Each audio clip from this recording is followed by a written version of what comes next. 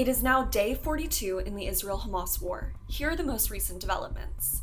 Friday, the Palestinian ambulance service said 3 Palestinians were killed by an Israeli drone strike in the West Bank. The Palestinian Health Authority said Thursday that since the beginning of the war, 11,470 Palestinians have been killed in the Gaza Strip. The vast majority have been killed in Israeli airstrikes. Israeli Prime Minister Benjamin Netanyahu said in an interview that Israel is seeking minimal civilian casualties, but unfortunately were not successful. He said the ground action has put pressure on Hamas to achieve a ceasefire, which he said Israel would agree to in exchange for a hostage release. Syria's state news agency says Israel's military has carried out strikes that hit near Damascus. The strikes caused material damage, but no casualties. The news agency reported that Syrian air defenses shot down most of the missiles before they reached their targets.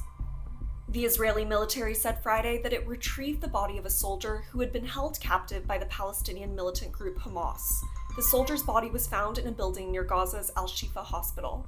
The Israeli military on Tuesday confirmed the death of the soldier after Hamas issued a video of her alive, followed by images of what Hamas said was her body after she was killed in an Israeli strike. The main Palestinian telecom provider said that a dire lack of fuel in the Gaza Strip shut down all internet and phone networks Thursday.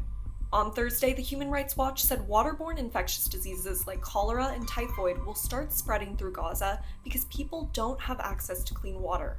People in Gaza have access to a limited amount of water supplied by Israel and Egypt, but the UN says most people must drink from the local water supply, 96% of which is unfit for human consumption.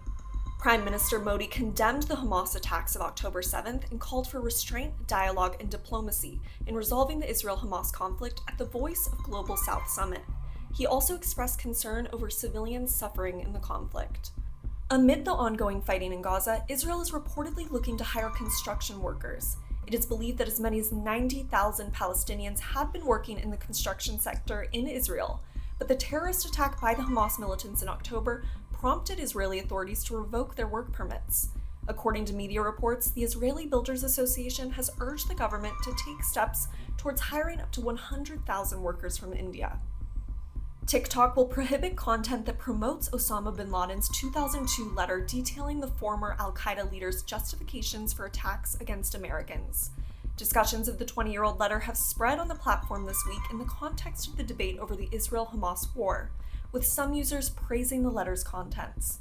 The letter, which was written after al-Qaeda's attacks on the United States that killed nearly 3,000 people, criticized U.S. support for Israel, accused Americans of financing, quote, oppression of Palestinians, and contained anti-Semitic comments.